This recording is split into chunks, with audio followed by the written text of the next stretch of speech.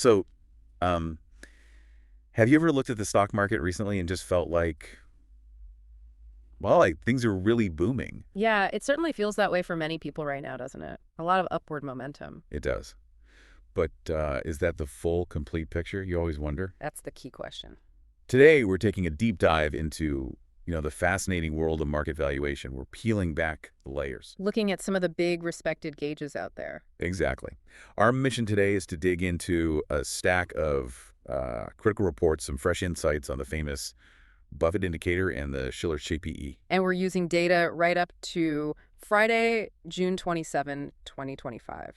So pretty current. Very current. We'll pull out the most important nuggets, really, to help you understand what these numbers might truly mean for the future. And that core question, are stock valuations stretched right now? And what does that actually mean for you, whether you're an active investor or, just someone trying to understand the economic landscape? That's exactly what we're here to try and unravel. Right. We're going to look beyond the sort of daily headlines and see what the historical data suggests, give you some context. Okay, let's dive in. Let's unpack this with, well, what I sometimes think of as the market's ancient oracles, the two titans of valuation. Good way to put it. First up, the Buffett Indicator.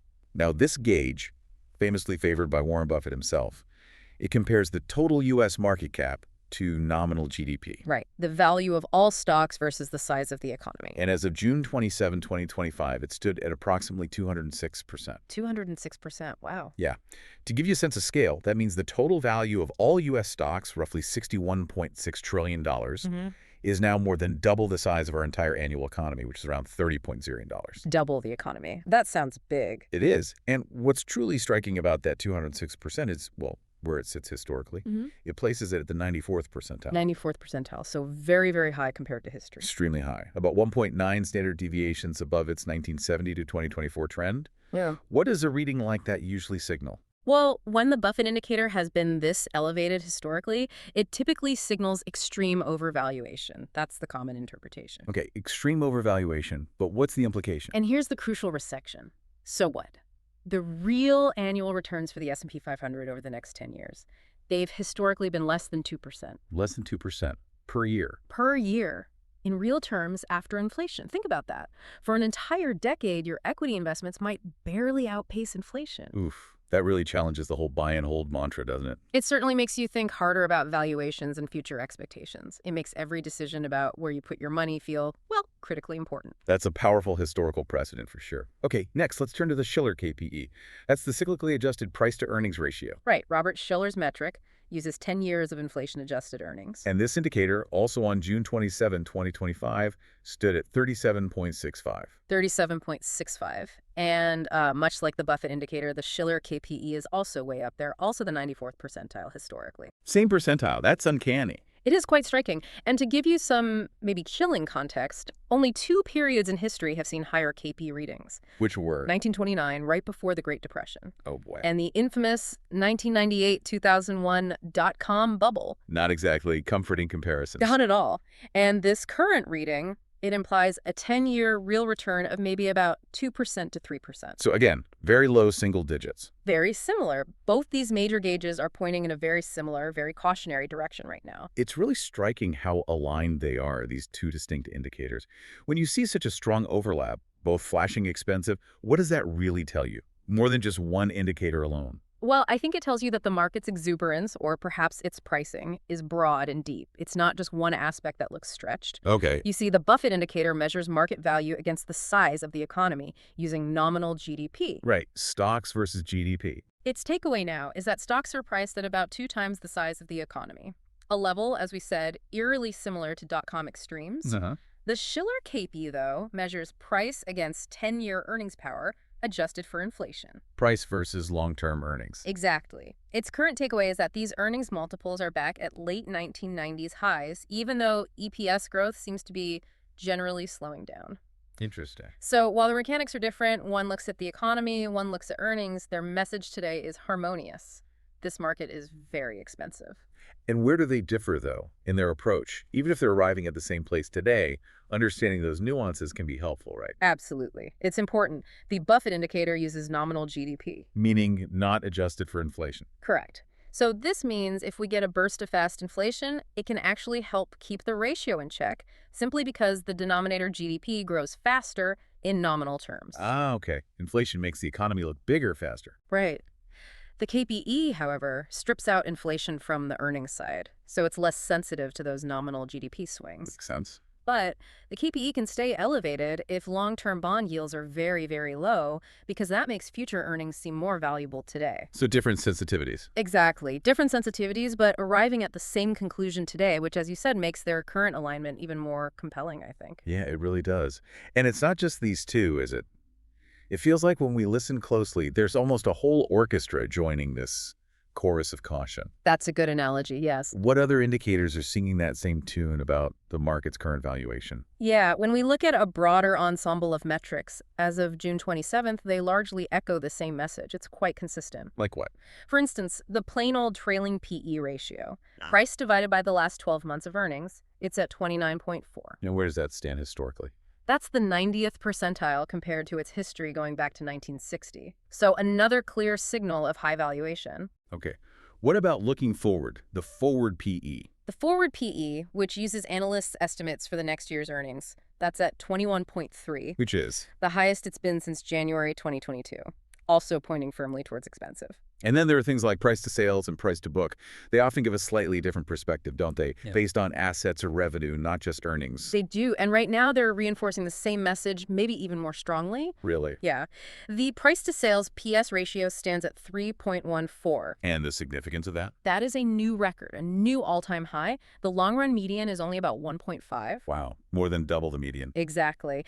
And the price to book, PD ratio, that's at 5.24, also an all-time high. Goodness. So across the board on these price metrics. It really makes you wonder, doesn't it, how much future growth is already baked? Okay, that's pretty clear on the valuation side.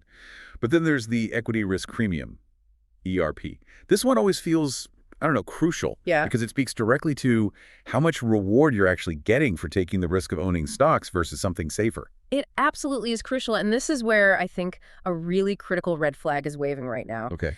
The ERP, specifically the one based on the CAPE yield compared to bond yields, is near 0%. Zero. Zero. What does that even mean? It's profound, really. It means stock earnings yields, the inverse of the PE ratio, basically barely cover what you can get from safe treasury yields. So stocks are essentially no longer compensating you for the added risk compared to bonds. Pretty much, yes. That's what a near zero ERP implies. And this isn't just some, technical financial point. It's a warning sign. Historically, this kind of setup of very low or zero ERP preceded significant bear markets, like in 1966-73 and again in 2002. That's sobering. It is. And just to reinforce that message, another related measure, the excess CAPE yield, is only 1.25%, compared to its 20-year average of about 3.3%, so well below average. Again, reinforcing that expensive message, that lack of compensation for risk. So we have this nearly unanimous chorus from the valuation metrics, all pointing towards an expensive market, little reward for risk. But what about the broader economy, the macro signals? Are they in line with this caution, or are we maybe hearing some different notes being played there? That's an important question because the macro picture offers, well, it's a bit of a nuanced blend, actually, not quite as uniform. How so? Well, first, the big one, the yield curve. Specifically, the 3-month Treasury bill versus the 10-year Treasury note yield. Still inverted. Still inverted, yes, by more than 90 basis points as of June 26, 2025. And that's significant because This is the longest period of inversion we've seen since the 1970s. And historically, this kind of inversion has a recession hit rate of over 80% within the following 6 to 18 months. over 80%. That's a powerful signal. It is. It's a powerful, fairly unambiguous signal of macro caution. And it strongly supports the idea of lower future returns, aligning perfectly with what the valuation metrics are telling us. Okay, so that yield curve inversion is a big check mark in the caution column. But you said the picture was nuanced. As we know, markets are rarely that simple. Exactly. There are some mixed signals. What are some of those things that might be, I don't know, adding to the confusion for investors right now? Or maybe offering a counterpoint? Right. For example, look at margin debt. The amount people are borrowing to buy stocks year over year is basically flat, which is neutral. It's not flashing the kind of extreme speculative greed, that huge surge in borrowing that we saw back in, say, 2021. Okay, so no wild leverage building up right now. Not in the same way, no. Similarly, things like the VIX the volatility index, and junk bond spreads, they're also kind of neutral. So credit markets aren't panicking, volatility isn't spiking. Exactly. These risk indicators seem pretty complacent, maybe. Not euphoric, but certainly not signaling major stress yet. Huh. So how do you square that? High valuations, inverted yield curve, but low volatility and neutral margin debt. Well, this kind of mixture often appears late in an economic cycle. The late cycle behavior. Right. Investors feel relatively calm, maybe lulled by recent returns, even as underlying value becomes scarce and macro risks like the yield curve are flashing. It creates this sort of macro divergence. Where valuations are screaming danger, but the immediate cyclical stress gauges aren't quite flashing red yet. Precisely. It's often described as the calm before a potential storm, rather than the storm itself having already arrived. That complacency can be fragile. Okay, so bringing this all together then. Yeah. We've got the Titans, the Buffett Indicator, and Shiller CAPE screaming expensive. Uh-huh. We've got the broader valuation metrics, PSPB, forward PE largely agreeing. Right. We've got a near zero equity risk premium saying you're not paid for risk. A big one. We have an inverted yield curve warning of recession. But then we have these calmer signals from margin debt and VIX. So what does this whole ensemble mean for you, the listener, the investor looking forward? I think the consensus message, despite those mixed signals on the risk front, is pretty clear. The market looks stretched, very stretched. And that translates into lower expected returns. Yeah. Both the Buffett Indicator and the CPE, based on their current levels, they map historically to projected real annual S&P 500 returns of only about 1% to 3% over the next decade. 1 to 3%, just to reiterate that. Yes. And to put that in perspective, that's significantly lower than the average since 1980, which has been closer to 6.5% real return per year. So the data strongly implies a distinctly lower forward return set for the coming years. Less reward ahead.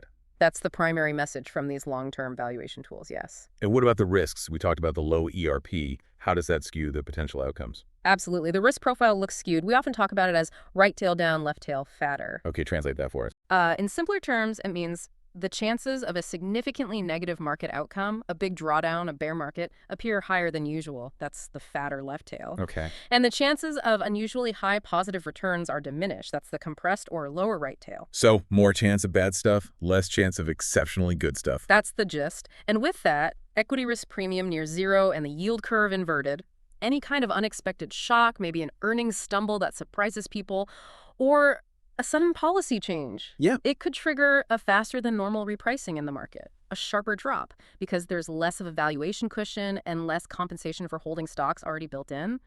That's a key risk to be aware of. Given that outlook, lower expected returns, higher downside risk, are there any alternatives that look more attractive right now? Yeah. Especially for someone trying to balance that risk and return. Well, comparatively speaking, yes. Things that offer safety and a clearer return profile look better than they have in a while. Such as? T-bills still offer decent yields, and TIPS Treasury inflation-protected securities are interesting. For instance, 30-year TIPS are offering a real yield above inflation of about 2.7%. 2.7% real. Yeah. Guaranteed by the government. Exactly. Which, when you think about those projected 1-3% real equity returns we just discussed, looks pretty competitive, doesn't it? Especially given the lower risk. It certainly does. And quality bonds, like treasuries, might also regain their traditional role as a hedge if that equity risk premium starts to mean revert, likely through lower equity prices. Bonds could do well if stocks fall. Okay, that makes sense. Now, the big question may be, could anything invalidate these warnings? What could make these indicators, which seem so compelling based on history, actually be wrong this time? It's always the this time is different question, isn't it? Always. Is there a scenario where this expensive market is actually justified somehow? There are a couple of theoretical possibilities, though they seem like high hurdles right now. Like what? One would be a significant, sustained productivity renaissance, maybe driven by something like artificial intelligence really boosting corporate efficiency and profits dramatically. So real earnings grow much, much faster than expected. Exactly. If real earnings could somehow surge far above the historical trend baked into the CPE denominator, that could potentially justify higher valuations than history would suggest. A massive productivity boom. Okay, what else? Another possibility could be a period of sustained disinflation, maybe even mild deflation, followed by significant interest rate cuts from the Fed. How would that help? Lower rates generally expand the fair multiple for stocks because future earnings are discounted back to the present at a lower rate. So lower rates could theoretically support higher PE ratios. There's always a but. But Even in that scenario, for stock to be truly attractive compared to bonds, the equity risk premium would still need to rise. Meaning stock yields would need to go up relative to bond yields. Right. Either stock prices would need to fall, or earnings would need to grow exceptionally fast to make stocks genuinely more appealing than safer bonds, even if interest rates were lower overall. That ERP needs to offer some compensation. Zero isn't sustainable long term. Got it. So even the potential outs have caveats. They do. So, the bottom line from this deep dive really seems to be that the Buffett Indicator and the Shiller CAPE are singing in harmony right now. Cautionary harmony. Definitely. They, along with price to sales, price to book, and that vanishing equity risk premium, are all at levels that historically have preceded pretty anemic 10-year returns and, frankly, higher drawdown risk. And the main counterpoint we discussed, that sort of calm surface in credit markets and volatility. Yeah, the mixed signals from margin debt, VIX, junk spreads. Right. But, as we've seen, that calm often breaks after valuations peak, not necessarily before. Exactly. It can be a sense of complacency that exists right up until a significant shift occurs. History suggests you don't wait for the VIX to spike before you get cautious about valuations this high. So a lot to think about there. What stands out to you most from today's deep dive? As you, our listener, consider your own financial landscape. How might these signals influence your perspective on where the market might be headed? Yeah, and what does that phrase, a risk premium drought, truly mean for the value and the potential future returns of your investments? Something to definitely mull over. Absolutely. Okay, a quick but important note before we sign off for today. Yes. All the analysis we shared is based on publicly available sources as of late June 2025, and of course, it could be subject to revisions or different interpretations. And crucially, this content is purely for educational and informational purposes. It does not constitute investment advice. Please, always conduct your own thorough due diligence before making any investment decisions. Think for yourself. Definitely. If you enjoyed this deep dive and found it useful, please do like and subscribe to us. You can find us on Apple Podcasts, Spotify, or our YouTube channel. Just search for Deep Value Investing. And don't forget to check out the episode description. We've put together a curated book list on value investing that you might find interesting. Great resources there. Thanks for tuning in. We'll catch you on the next deep dive.